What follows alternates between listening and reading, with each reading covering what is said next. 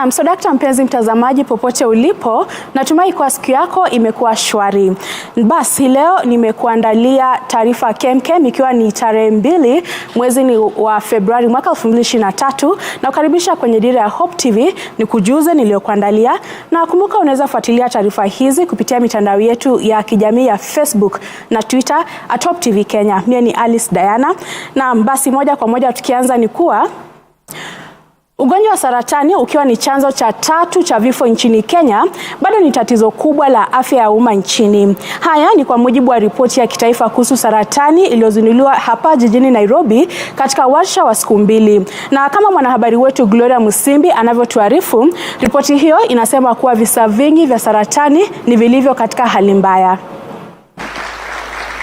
Ripoti ya kitaifa kuhusu saratani imeonyesha kuwa 46% ya visa vya ugonjwa huo humu nchini viko katika hatua mbaya. Kulingana na ripoti hiyo, watoto wa chini ya umri wa miaka 18 wanaougua saratani wanaunga 2% ya visa vyote ambavyo mpaka sasa vimeripotiwa na kutambulika. Kaunti za Nairobi, Nakuru, Kiambu, Machakos na Nyeri ndizo zinazoongoza kwa visa vya saratani nchini, huku 25% ya wagonjwa hao wakiwa ni wakati ya siku 1 na miaka 29. 75% ya visa vyote vya saratani nchini ni kutoka kwa waathirika wakati ya miaka 30 hadi 84.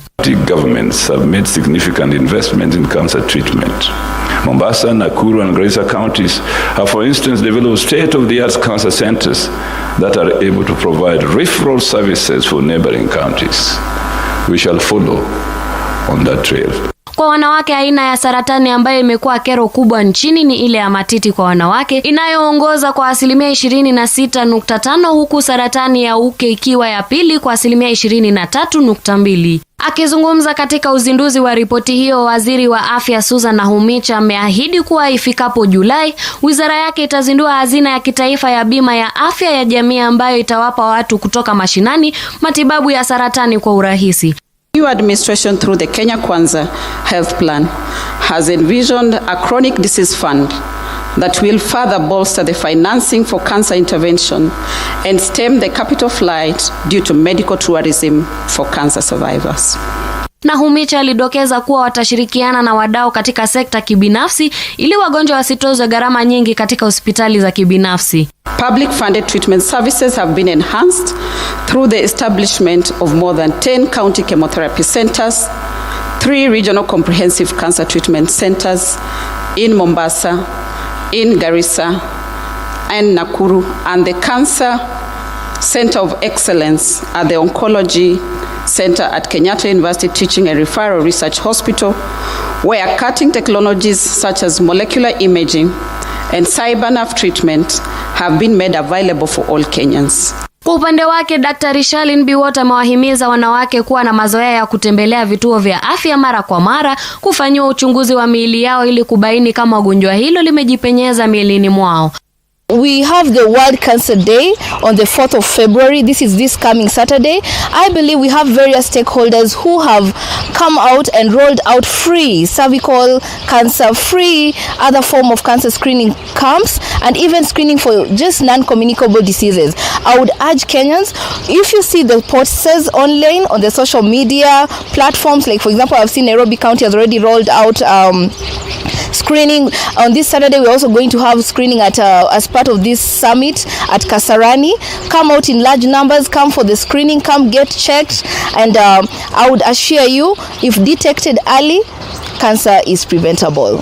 Wakenya haswa wanawake wamehimizwa kujitokeza kufanyiwa uchunguzi, huku Kenya ikitarajiwa kuadhimisha siku ya saratani ulimwenguni katika kaunti ya Garissa tarehe 4 Februari mwaka huu. Nikiripotia Dira ya Hope TV, jina langu ni Gloria Musimbi. Shukran sana Gloria Musimbi kwa taarifa hiyo kuhusiana na jinamizi la saratani. Na tukiendelea ni kuwa tume ya kitaifa ya uwiano na utangamano NCIC imewatahadharisha viongozi kuhusu hotuba zao kwenye mikutano ya umma, ikisema kuwa matamshi hayo yanachochea uhasama kwenye mitandao ya kijamii. Tume hiyo imesema kuwa wanasiasa wote watawajibika kwa hotuba zao kwenye hafla za kisiasa. Na kama mwanahabari wetu Doli Mwirigi Mbuvi anavyotuelezea, haya yanajiri huku muungano wa Azimio ukitangaza tarehe za mikutano yao miwili ijayo. Tume ya Kitaifa ya Uwiano na Utangamano NCC imemtaka kiongozi wa muungano wa Azimio One Kenya Raila Odinga kusitisha mikutano ya kisiasa inaendelea, ikisema kuwa inachangia matamshi ya chuki na kuiweka nchi katika hali ya wasiwasi. Akizungumza wakati kikao na wanahabari hii leo, mwenyekiti wa tume hiyo Samuel Kobia alidokeza kwamba mikutano ya Azimio inawarudisha Wakenya katika hali ya uchaguzi wakati ambapo gharama ya maisha inazidi kupanda. We would like to call upon the former Prime Minister to cease with these political rallies and any plans that might be there for demonstrations, because Kenya cannot afford that when we are living in such hard times, economically speaking. And Kenyans have said, according to the reports that we have and the evaluation, that they wanted to really be left alone to continue with their lives because they did their part. They voted. They elected persons that were candidates in all the positions. And therefore, having done their responsibility, civic responsibility, they wanted to be left to continue with their lives. Kobe aliwaonya viongozi hasa wanasiasa kutawajibika kibinafsi kwa maneno na matendo yao bila kujali itikadi zao za kisiasa. Leaders who speak at these political rallies must be aware that they will be held personally responsible for their utterances. They cannot hide behind the leaders and the organizers of these rallies. That is why any of those who would utter hate speech, incitement, they will be held personally responsible. Matamshi ya Kobia yanajiri siku chache baada ya tume hiyo kuonya mapema kwamba maendeleo ya hivi majuzi ya kisiasa yanaweza kutumbukiza nchi katika machafuko ikiwa hayatasimamiwa vyema na ikiwa viongozi watashindwa kuwajibika hasa katika masuala ya ukabila. Hate speech and ethnic contempt is as a result of the recent political rallies. Consequently, the Commission, together with the other law enforcement agencies, are closely monitoring to ensure Kenyans are not divided along ethnic line and political beliefs. Odinga amekuwa katika shughuli za kisiasa tangu mwanzoni mwa mwaka, akisisitiza kuwa alishinda uchaguzi huo licha ya uamuzi wa mahakama ya juu ulioweka swala hilo pale ilipotupiliwa mbali pingamizi lake dhidi ya ushindi wa Rais William Ruto. Odinga ametangaza mipango ya kufanya mkutano mkubwa Kibra, Nairobi wikendi hii, huku akitaka serikali ya Rais Ruto kuwajibika. Asanteni sana. Toli Miriki Mbuvi, Dira ya Humu TV, Nairobi. Shukran sana Doli Mwirigi Mbuvi kwa ripoti hiyo. Na katika taarifa nyingine, mtazamaji, ni kuwa Waziri wa Usalama wa Ndani Profesa Kithure Kindiki ameahidi usalama wa kutosha katika kaunti za kaskazini mwa Kenya. Akizungumza alipozuru maeneo hayo kutathmini hali ya usalama, Kindiki aliwasihi viongozi, maafisa wa polisi na wazee wa jamii washirikiane ili waangamize magaidi. Eneo la kaskazini limekuwa likishuhudia mashambulizi. Na kama kuna vile serikali inaweza kuwaunga mkono, ndio tuwasaidie, tusuluhishe hii shida, ituondokee. Nataka niwahakikishie ya kwamba tutafanya vyovyote vile kutafuta rasilimali ya kutosha ya kuwaunga mkono na kuwaunga maofisa wetu mkono hapa, ili mshirikiane nao tuondoe hii janga ya magaidi na watu ambao wanaleta balaa katika nchi yetu. Hawa watu wakati wanakuja kwa nchi yetu, wanapitia tu hii nchi yetu, wanaonekana na wanajulikana. Kwa hivyo kama jamii itahamasishwa ya kwamba kuondoa hawa watu ni faida kwetu sisi zote, hii vita tutafaulu katika muda mfupi sana. Already nimepewa orodha ya ile sub-counties ambayo inahitaji kuongezewa askari wa polisi wa ziada, National Police Service. Tuongeze hapa, washirikiane na officers wa kawaida washirikiane na security team, washirikiane na kila kiongozi hapa ili tuangamize mambo ya wakora na magaidi kutoka nchi jirani, na hata kama kuna wao ambao ni wakora na magaidi wetu hapa, hata hao tufurushe, kwa sababu adui ni adui. Tume ya Kitaifa ya Huduma ya Polisi leo imewasilisha malalamishi yake mbele ya jopo maalum lililobuniwa kuchunguza maslahi ya maafisa wa polisi na wale wa idara ya magereza humu nchini. Jopo hilo linaloongozwa na Jaji Mkuu mstaafu David Maraga limejukumiwa kutambua matatizo yanayowakumba maafisa wa polisi kote nchini na kutoa mapendekezo yake kwa Rais William Ruto kwa minajili ya kuboresha kitengo hicho. Grace Akati ana maelezo zaidi. Tume ya Kitaifa ya Huduma ya Polisi NPSC imelalamikia changamoto mbalimbali zinazowakabili katika utekelezaji wa majukumu yao, hivyo basi kuathiri utoaji wa huduma bora kwa wananchi. Katika mawasilisho yake mbele ya jopo la kuchunguza maslahi ya maafisa wa polisi nchini, mwenyekiti wa NPSC Eliud Kinuthia aliangazia suala la nyongeza ya mishahara, akibainisha kuwa nyongeza yao ya mwisho ya mishahara ilifanywa wakati wa janga la COVID-19 licha ya maafisa hao kufanya kazi katika mazingira magumu. All through from COVID time, the last money that the constable saw was that 560 Kenya shilling increment. We have survived through a difficult time, all of us as Kenyans, but we are also aware that we work in different circumstances. So I have a submission that your task force will see this area as a matter of urgent and priority, so that police officers can put money in their pockets. Kinuthia pia aliangazia swala la ukosefu wa wafanyikazi wa kutosha, jambo linalowalazimu maafisa kutekeleza majukumu mengine kando na kuwatumikia wananchi kikamilifu. Is a privilege and loss in the government to have police officers trained very hard in GSU to come and push files. We say police must move from non-core specialist duties. Yes. So when we didn't have civilians, those gaps are being filled by police officers who are not doing their real core function what they are trained in.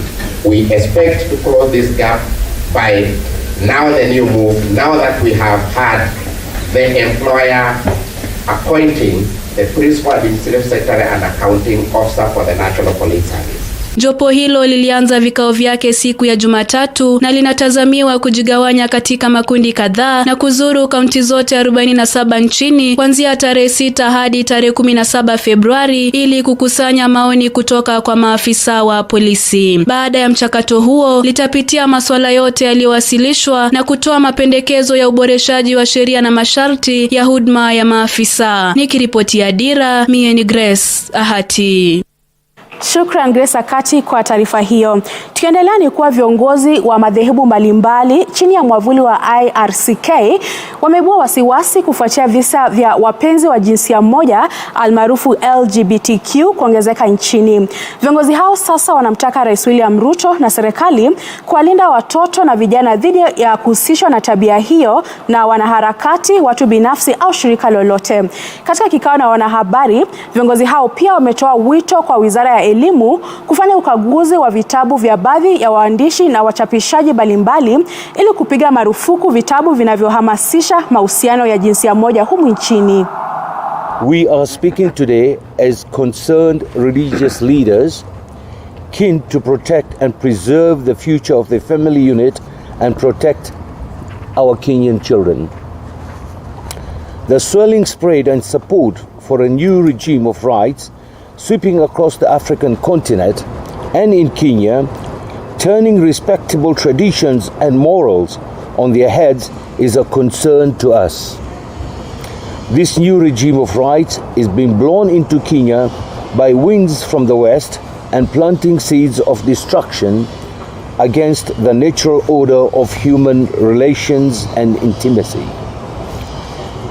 We cannot, I repeat, we cannot silently watch as children are indoctrinated with ideas that will destroy the family. We plead with His Excellency, the President, William Ruto, and the state that he leads to protect children and teenagers from this group, which is indoctrinating our children and society and to protect them from activists, individuals, and organizations that are proponents of this social ill. We call upon the Ministry of Education to conduct an audit of books, both in circulation and in print in Kenya, whether in schools or in bookshops, by various authors and publishers that encourage same-sex relations and ban their books and such curriculum from our country. We further call upon the Ministry of Education, the Ministry of Youth, Culture and Heritage to conduct civic education on acceptable cultural behavior and acceptable books or learning materials that contain LGBTQ advocacy. We will not silently watch as our valued and cultural moral fabric gets pierced and shredded. We are prepared to face the modern times with rare honesty and compromising truthfulness and relentless defense of morality. Religious leaders, we have a moral obligation to defend the cause of the family, and here we are because we are products of the same families, and therefore we want to appreciate that a time has come when we need to talk about the issues that are bedeviling the family, because we are all products of the family. Na mtazamaji, sasa tuelekee kaunti ya Mombasa ambapo wakazi wa kijiji cha Jitoni katika eneo bunge la Njomvu wamelalamikia hali mbaya ya barabara eneo hilo. Wakazi hao na viongozi wa eneo hilo ambao waliandamana walisema kuwa barabara hizo mbovu katika eneo hilo zimeathiri biashara na maisha yao. Kulingana nao, ujenzi wa barabara ya kilomita 12 ya Njomvu Kuu Jitoni Rabai umekwama katika eneo la Jitoni, hali ambayo imeathiri usafirishaji wa mazao yao ya kilimo hasa wakati wa mvua. Katika hii barabara vile ilivyo, kuna watu walivunja manyumba yao. Kuna watu walikuwa na biashara zao ambazo walipave way ili ino barabara iweze kutengenezwa. Hii barabara kuna mpaka makanisa yaliokuwa yako karibu pia nayo yalikatwa, ikaambiwa kuwa yakae kando ili barabara hii itengenezwe. Mimi najiuliza swali moja nikiwa mbunge. Mshavunjia watu. Yule alikuwa akifanya biashara, sasa hafanyi biashara tena, na alikubali kwa hiari yake bila kulipwa ili aondoe pale mahali barabara iweze kutengenezwa. Sasa kumvunjia, mnamvunjia, alafu vile vile pia kutengeneza hamutengenezi. Hapa mvua ikinyesha hakupitiki. Manyumba yanajaa maji na kila kitu inajaa maji hapa kwa watu wangu na kwa hapa. Mimi jambo hilo siwezi kulikubali hata kidogo. Na mimi nakwambia wewe Director General Kinoti, ambaye tushakwambia mara nyingi, na jambo hili hutaki kuliaddress wewe na kulifanya hivi. Hii barabara ni ya Kenya Urban Roads Authority na hakuna njia ambao mwaweza kuikwepa. Mvua ikinyesha hapa hatuwezi kupita. Mapikipiki wanaongezea, maana tunaongezea fare inakuwa juu. Hata inakuwa mara mbili ya ile yenye huwa tunaenda kila siku. Kwa hivyo tunaomba, hata saa nyingine watu wanaanguka, watu wakubwa, watoto wakiwa wanaenda shule hawawezi hata pita. Na sasa tuelekee kaunti ya Narok ambapo wafanyabiashara wa kaunti hiyo wana sababu ya kutabasamu baada ya waziri wa ardhi na nyumba Zakaria Njeru kuzindua kituo cha mabasi mjini humo kilichogharimu shilingi milioni 100. Kituo hicho kilicho na nafasi 120 ya kuegesha magari na vibanda 180 kilijengwa kupitia mpango wa usaidizi wa miji wa Kenya na kufadhiliwa na Benki ya Dunia kwa ushirikiano na serikali ya kaunti ya Narok. Waziri Njeru ambaye alikuwa ameandamana na katibu wake Charles Hinga, gavana wa kaunti hiyo ya Narok Patrick Ntutu na kamishna Isaac Masinde, alisema kuwa ameridhishwa na jinsi fedha zilizowekwa katika mradi huo zilitumika. Na kwa upande wake gavana Ntutu alisema kituo hicho ambacho kilijengwa katika kipindi cha miaka 2.5 kitasaidia kupunguza msongamano wa magari katika mji huo wenye shughuli nyingi, kwa kuwa hakuna matatu itakayoruhusiwa kushukisha au kuchukua abiria ndani ya mji huo. Hii kibanda ama hii kiwanda haingetutosha sisi wote wana Narok. Lakini mimi kwa moyo ya mama na kuomba utujengee tena stall kama hii, tuweze kufanya kazi, tulete watoto wetu mkate ya kila siku, watoto wetu wasome, pia uchumi wetu ukue bora. Kwa sababu mradi huu ambao umeweza kujenga mahali hapa ni mradi ambao uko na miradi mingine mingi katika kaunti zingine, lakini leo niwahakikishia kwamba fedha ambazo ziliweza kupewa katika kaunti hii ya Narok ziliweza kutumika vizuri sana, na hata ndipo kaunti ya Narok iliweza kuongezewa pesa zingine ili iweze kuweka barabara kadhaa lami, na jambo hilo, Your Excellency the Governor, ni jambo ambalo litavutia wafadhili kama World Bank kuja na miradi mingine mingi katika kaunti hii. Hii ni kaunti ambayo itabadilika, na hasa katika mji huu wa Narok. Asubuhi saa 12, saa 11 kamili ya tarehe 15, hii matatu zote tutaonesha pale watakuwa wakiipark. Wanakuja tu, wana drop na unaenda huko kusimama kuongojea wakati yako, na unachukua namba. Ukiwa pale unapigwa simu. Sasa karibia number 2, number 1 sasa anachukua. Wewe kuja sasa uingie laini uchukue. Lakini hii sasa watu wanasimama kwa atishell, sijui pale sijui nini, hakuna hiyo sasa, na usifanye tukosane kwa sababu mimi sitaki kukosana na watu. Na mtazamaji, taarifa hiyo kutoka kaunti ya Narok ndio inatukamilishia taarifa zetu za Dira ya Hope TV jioni hii ya leo. Shukrani sana kwa muda wako, na kwa niaba ya wote waliofanikisha taarifa hizi na kutakia usiku mwema, mimi ni Alice Diana.